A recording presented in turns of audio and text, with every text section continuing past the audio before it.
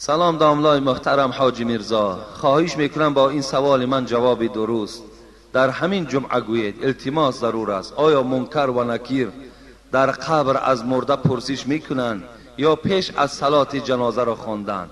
در آخر در حق من یک دعای خیر کنید. خدا شما را همیشه نگه دارد، توفیقتان خدای مهربان رفیق بگرداند. البته منکر و نکیر انسان در قبر میپرسند. این پیش از صلات جنازه نیست، بلکه بعد نماز جنازه، بعد که ما و شما را در قبر جای میکنند، همون حالت از ما و شما چی میپرسند؟ کیست پروردگار تو و کیست پیغمبری تو و چیست دینی تو؟ وقتی اگر این جوابها را ما و شما گردانیم، خوش به حال مان. که صاحب کتاب میگوید در این حالت صدای میشود که خواب کن مثل خواب عروس تا روز قیامت.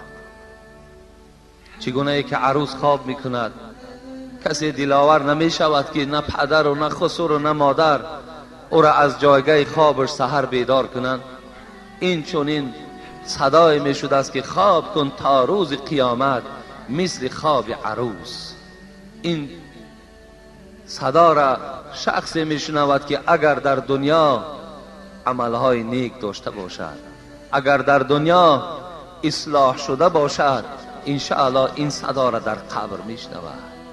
خوش به حال ما اگر عمل صالح و الا عمل صالح نداشته باشیم، قسم به خدا وای به حال ما که چه حالت وزنین ما و شما را در اون قبر منتظر است.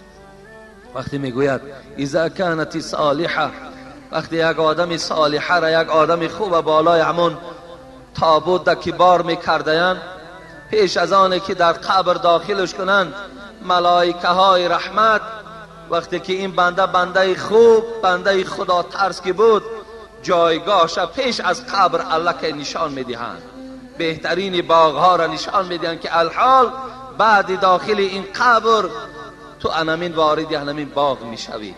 وقتی این باغ که میدیده است، بعد از بالای تابوت به سوی همین شخصانی که تابوت میبردارن و به سوی قبر میروند چی میگفته است؟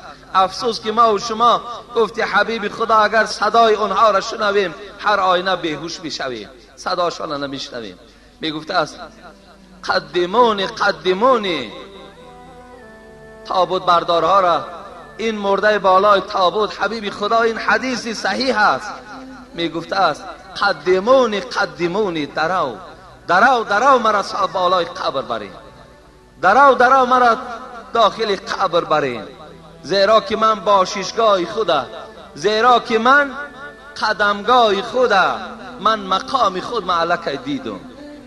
لیکن وقتی آدمی اگر باشد، اگر غیر گویم آدمی نادرست و بدرفتار باشد، این چی میگفته است؟ یا ویلها این تذهبون بها، داد میگفته است از بالای تابوت که ای وای به حال من، مرا کجا میبرید؟ ای وای به حال من، مرا کجا میبرید؟ این صدا را آدمی میگفته است که در دنیا از امر پروردگارش دور بوده است. از این خاطر برادر عزیز، سوال منکر و نکیر این وقتی که در داخل قبر ما و شما میدرویم، انا همون زمان از ما و شما سوال میشده است. مرده را برند سوی گور، جان مسکین نظر کند از دور. از بالای قبر جانی که 60 سال 70 سال در وجود ما بود، از بالای قبر همون جسد ما و شما را نگاه میکرده است. حضرت مولوی میگوید چی میگفته است؟ اگر جسد ناپاک باشد، اگر جسد از خدا نمی ترسیدگی باشد، با این جسد این جان چی میگفته است؟ مرده را برند سوی گور، جان مسکین نظر کند از دور. می نگوید به نفس ای بدکش، هم به من ساختی و هم بر خویش. تو کار کردی در دنیا که تو نه صحبت داملا گوش کردی و نه صحبت عالم گوش کردی و نه به قرآن تکیه کردی و نه به حدیث پیغمبر تکیه کردی. چنان عمرت به یک تاریکی و سیاهی گذرانیدی که الحال تهدید پروردگار است. میبینی که حال تو و حال من چی میشود؟ تهدید از طرف پروردگار است. الحال تو هم مانده میشوی، تو هم در عذاب هستی، منم از پشت تو در عذاب هستم. این که میخستی و میخفتی، زن و فرزند و مال میگفتی، بی وفا بوده است مال و جفت، نزد مولای خود چی خواهی گفت؟ تو جسدی بودی که همیشه برای بهبودی اولاد و اجداد و خانت مهنت داشتی، لیکن برای آبادی قبر قیامتت هیچ کوششی نداشتی. الحال میبینی که با تو چی معامله میشود. و از پروردگارم خواهش و دعا کردیم که روز قیامت ما را از گروه آن شخصان گردان که نامه اعمالشان به دست راستشان داده شود. ما این از پروردگار خواهش کردیم، مسئلت کردیم و همیشه با دعا هستیم که خداوند ما را از گروه آن بندگان گرداند که نامه اعمالشان به دست راستشان داده شود. زیرا ما فهمیدیم که بعد از گرفتن نامه اعمال به دست راست ما را ملائکه ها بالای دست ها سوار میکنند و در داخل جنت گشاده میکنند. ما فهمیدیم که بعد گرفتن نامه اعمال و ینقلب الی اهله مسرورا شنیدیم. اینها را پیش حورهای جنتی برید، اینها را پیش کوشک‌ها و خیمه هایی که از همان ناز و ضیافت عبارتند، اینها را داخل کوشک‌ها و خیمه ها کنید. اینها را زمانی ما برخوردار می شویم که اگر الله ترحم کند و نامه اعمال را به دست راست دهد. و این چنین ما و شما درکدار شدیم که وقتی انسان نامه اعمال را با دست چپ میگیرد و ما به سوی پروردگار از گرفتن نامه اعمال با دست چپ پناه بردیم و دعا کردیم که خدایا این بندگانت را از دادن نامه اعمال با دست چپ نگه بدار. دعا کردیم زیرا که بعد گرفتن نامه اعمال به دست چپ شما شنیدین که این انسانی که در دنیا از مرگ میگریخت، این انسانی که در دنیا حیات دوست میداشت، این انسانی که در دنیا گویم همه لذتهای دنیا برای او لذت داشت، یا لیتها کانت القاضیه میگفت ای پروردگار کاش که همون مرگ که من در دنیا از اون نفرت داشتم و یا بد میدیدم، کاش که پروردگار همون ملک الموت حاضر کن، جان مرا دوباره قبض کن. زیرا وی میدانست که بعد گرفتن نامه اعمال چه دشواری ها و چه عذاب ها در روبرو می شود. و من برای شما خبر دادم که آن دشواری ها و آن مشقت هایی که بعد گرفتن نامه اعمال با دست چپ است برای شما خبر می دهم. الحال این آیتی که تلاوت کردم، چند آیتی که تلاوت کردم از سوره مبارکه حاقه بود که دوام همون قصه دادن نامه اعمال با دست چپ بود.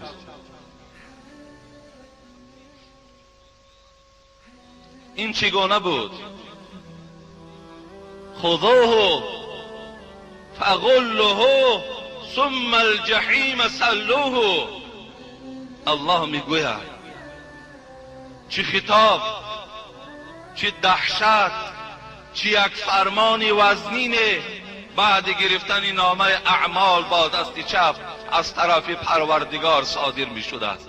می گفته است خذوه، در عرب ها خذ این امر است، لیکن خذوه هو ضمیر به سوی آدم گناهگار است، بگیرید این گناهگار را امر می شود. خذوه، گیرید این گناهگار را. کی میگیرد؟ چگونه میگیرد؟ کی میگیرد و چگونه میگیرد؟ آدمی که نامه اعمال با دست راست بود، گرفتنش این گونه بود که بالای دست ملائکه ها سوار بود و شتابان و خندان به سوی جنت میرفت. لیکن این انسان الله خذوه میگوید، گیرید وی را. کی میگیرد؟ الله این باز روشن میکنه در سوره تحریم: علیها ملائکة غلاظ شداد لا یعصون الله ما امرهم و یفعلون ما یؤمرون. الله میگوید من در دوزخ چنان ملائکه های دارم که صفتشان این است: غلاظ شداد. غلاظ از کلمه غلیظ، بسیار درشت روح هستند، بسیار سخت روی هستند. شداد بسیار عذاب دهنده هستند و بسیار بیرحم هستند. این گونه ملائکه ها را ما در دوزخ داریم. غلاظ شداد لا یعصون الله ما امرهم.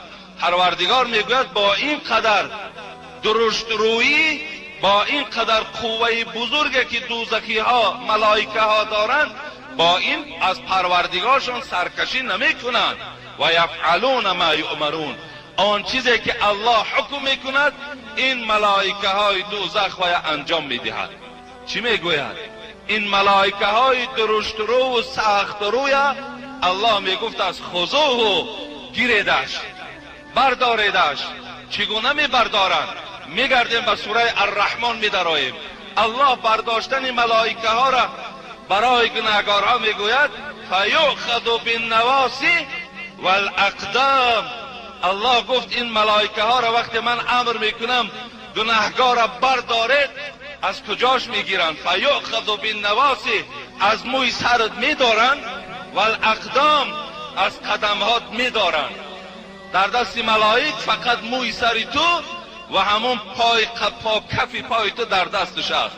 چی کارش میکند؟ وقتی وی برداشت: خذوه فغلوه ثم الجحیم صلوه. بردارید و در جحیم پرتاییدش. خذوه فغلوه ثم الجحیم صلوه. اول در زنجیرها پیچانیدش، با زنجیرها پیچانیدش و بعد از آن تا که حرکت کرده نتواند، بعد از آن در جحیم پرتاییدش. کدام جحیم؟ کدام دوزخ؟ همان دوزخی که الله در قرآن میگوید: سأصليه سقر و ما ادراک ما سقر لا تبقی ولا تذر لواحة للبشر علیها 19.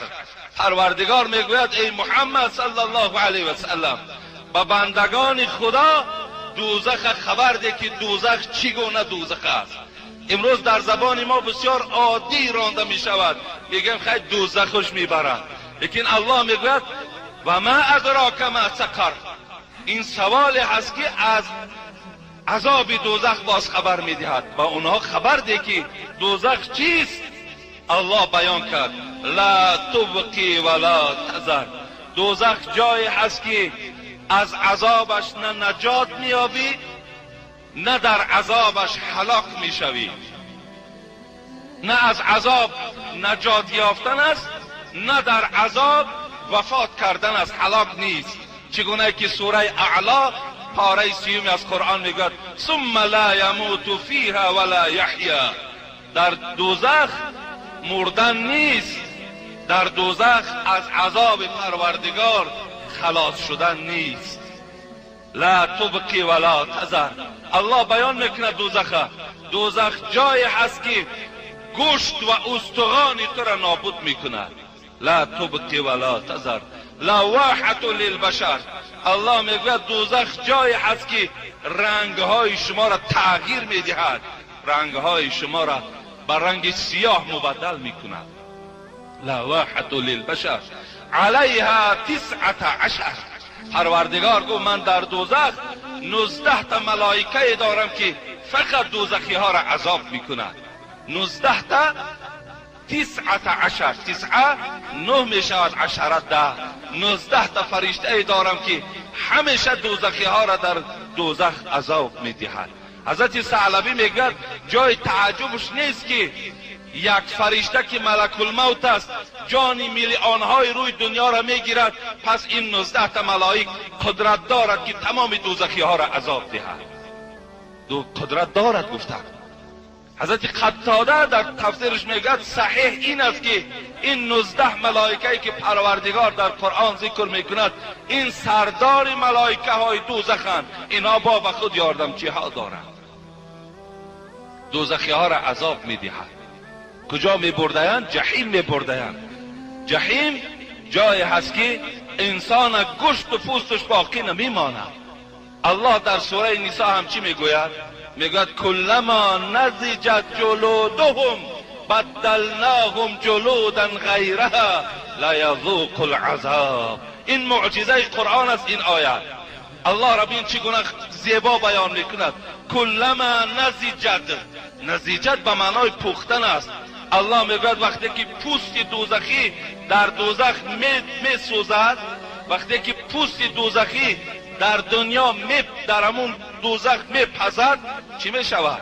الله میگوید بدلناهم جلودا غیرها، در حال پوست علیش میکنیم، پوستی نوش میگذاریم، لیذوقوا العذاب، تا که عذاب بچشد.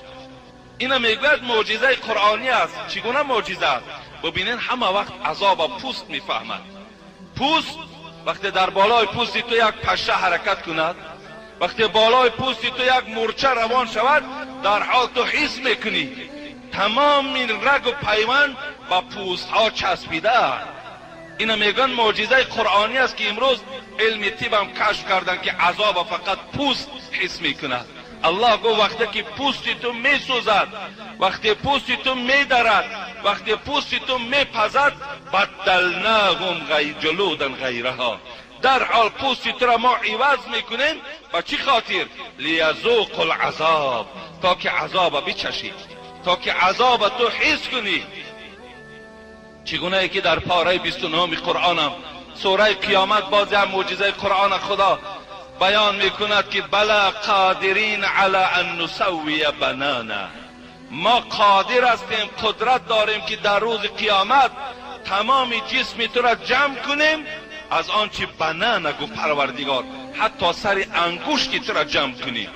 امروز دیدن که سر انگشت در دنیایی که اگر انتخابات رود همون سر انگشت ها را رنگ میکنن و بعد در بالای کاغذ میگذارن، در کامپیوتر میگذارن.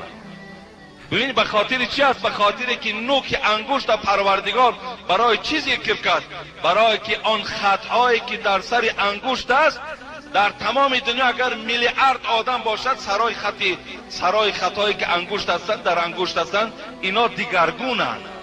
هیچ وقت از دو آدم یک خیل نیست. ببین در دنیا رنگ یک خیله هست، چهره یک زیله هست، ریش یک زیله هست، چشمها یک خیله هست، لیکن سر انگشت یک خیله نیست.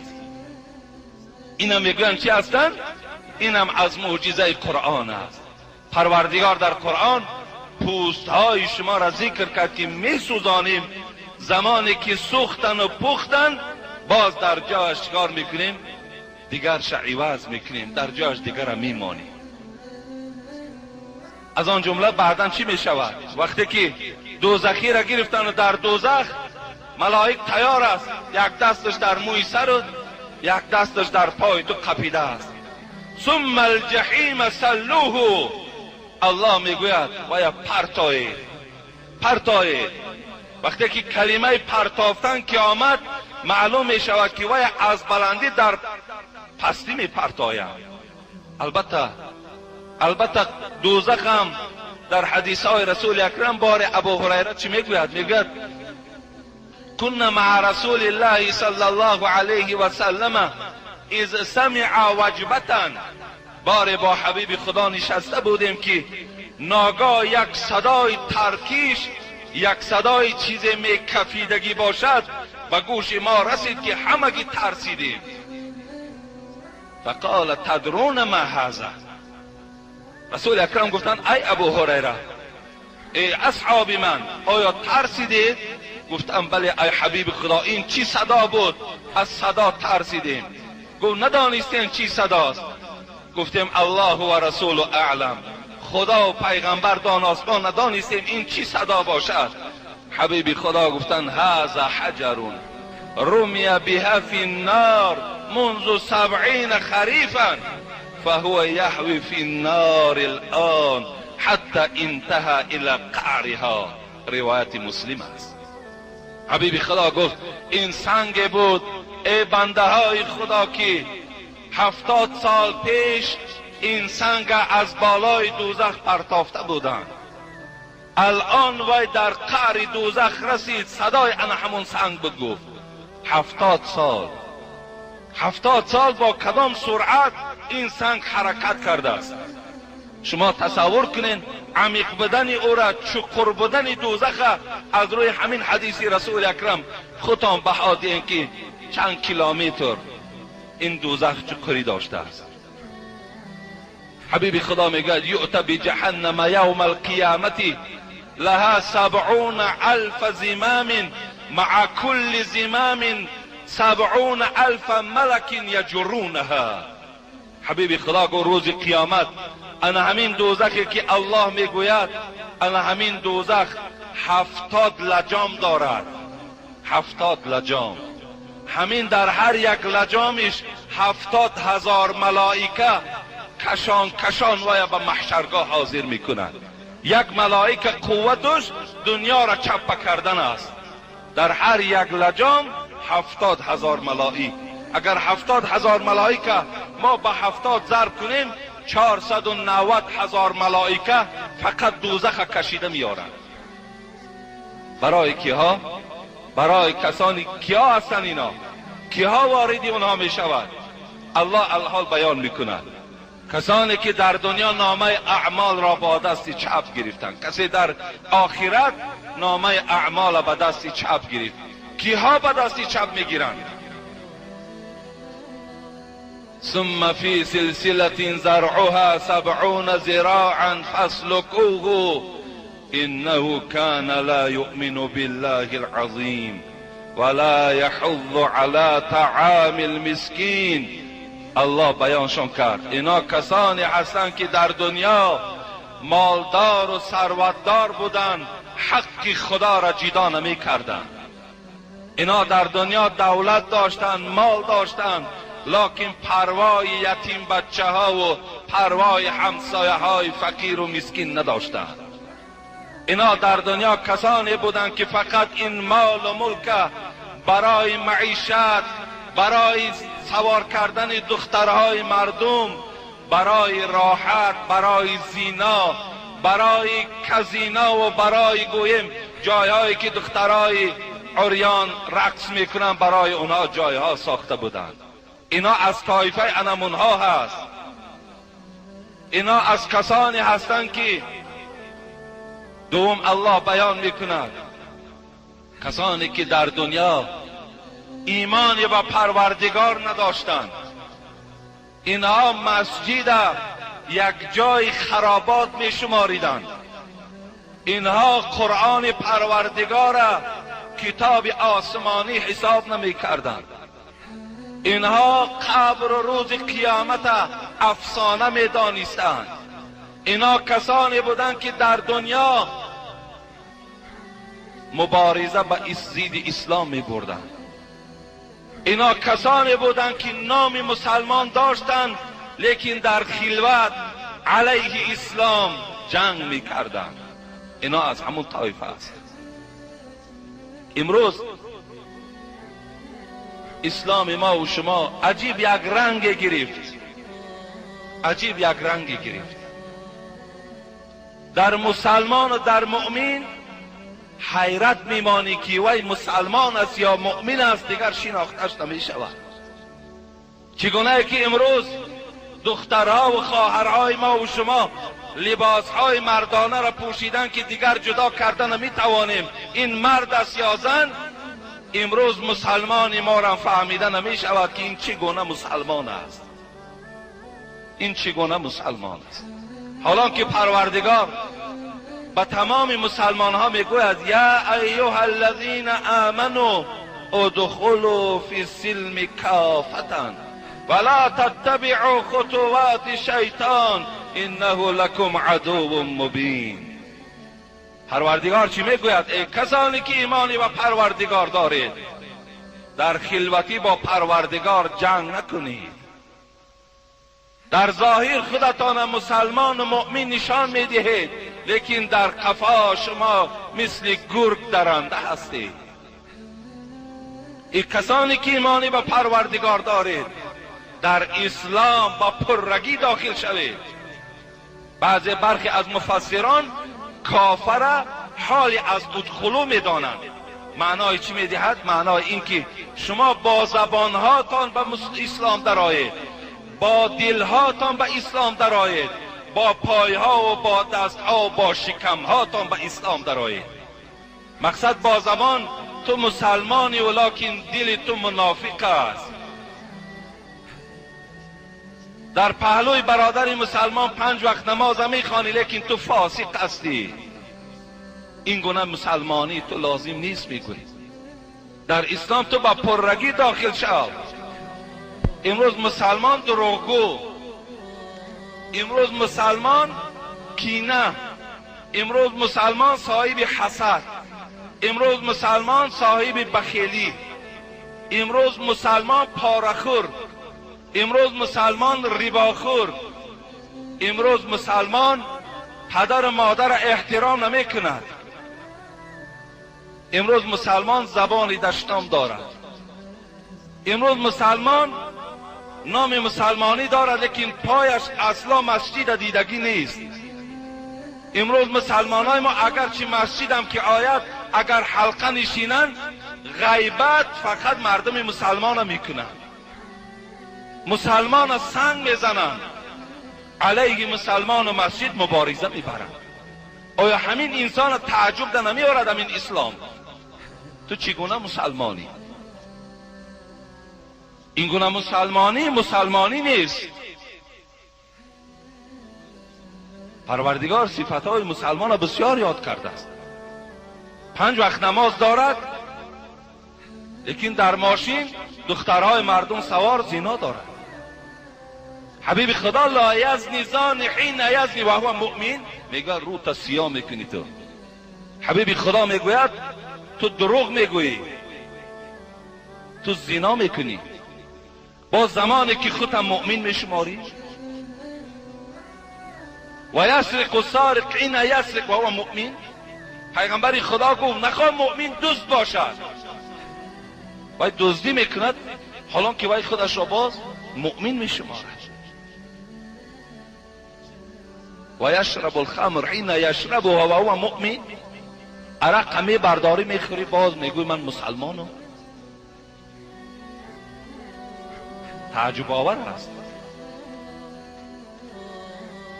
حضرت بایزید خدا رحمت و مغفرت کند یک قصه ذکر می شود در کتاب که خدا رحمت کند حضرت مولانا جلال الدین رومی را که در نظم در آورده است. عجیب است، عجیب. بود گبر در زمان بایزید، بود گبر در زمان بایزید، گفت او را یک مسلمانی سعید که چی باشد گر تو اسلام آوری تا بیابی 100 نجات و سروری. یک گبر بود میگوید در زمانهای حضرت بایزید بستامی، اولیای خدا، دوست خدا، مجاهد در راه پروردگار. یک گبر شاید شما در مصرعهای شعری فهمین که میگن در جوانی توبه کردن نشأه پیغمبری است، گر به پیری میرسد گبر مسلمان میشود. گبر در لغت معنای آتش پرست میدهد، کسی که پیروی دین آیین زردوشت است و یک گبر میگویند. در تاریخ نفحات الانس میگوید که همین گبرها همراه مغان 5000 سال سلطنت داشتند، 5000 سال آتش پرستی کردند. 5000 سال آتش پرستی هست. آتش را در دادن گفتن همین خداست، از همون مدد طلب کردن. از این در گمراهی دیگر هست. آتشی که خودش افروخته میکند و خودش خاموشش میکند. گبر آتش پرست میگویند. 5000 سال همین گبرها و مغان سلطنت داشتند. موقع ها گفته، موقع ها این روحانی زردشتیان است. گویم آدمی که یک روحانی است، یعنی یک عالمی دین زردشت، مغان ها میگویند. مغان ها با در درجه پسترن از مبدان یا مبیدان میگویند. مبید و مبدش همون گویم که اکن دانشمندهای عالی دین زردشت، بعد مبد میگویند. گبر خلاص چی است؟ آتش پرست. یک آتش پرست بود. میگوید بود گبر در زمان بایزید، یک آتش پرست بود در زمانهای حضرت بایزید بستامی. گفت او را یک مسلمانی سعید، یک مسلمانی سعید آمد و یک مسلمانی نیمکاله دیگر آمد گفت ای آتش پرست، گفت آخر از زمین آتش چی فایده است؟ اگر تو صدها سال اگر آتش افروخته کنی، با یک دم کندران افتی بسوزی. اگر زمانی که یکی نافهمیده در داخلش زنی، هم زمان تر هم میسوزاند، نابود میکند. آخر عقل تا کار فرمان. دین حق دین خداست، دین اسلام است، دین نجات است. اگرچه امروز بعضی به انصاف ها بیچاره ها با آرد و با روغن و با پول عوضش دارند، لیکن آخر شرمنده میشوند. آخر این دین دین نجات است و برای این دین کوشش ندارم گفت. گرچه در ایمان و دین ناممکنم، لیک در ایمان او بس مؤمنم. اگر چندگو من ایمانی بر خدا هم ندارم، ایمانی به قرآن هم ندارم، لیکن در ایمانداری بایزید گو من ایمان آوردگی هستم، ایمانی او در ایمان دارم گفت. لیکن در دوام چی گفت؟ گبر ما را میگوید کن، به ما میگوید باز ایمان گر خود ایمانی شماست، باز ایمان گر خود ایمانی شماست، نه بدان میل استم و نه اشتهاست. اگر امین ایمانی که تو داری، گفت ای مسلمانی نیمکاله، اگر همین ایمانداری و اسلامداری که تو داری، در ایمانداری و اسلامی تو نه میل دارم نه اشتها دارم، نه بدان میل استم و نه اشتهاست.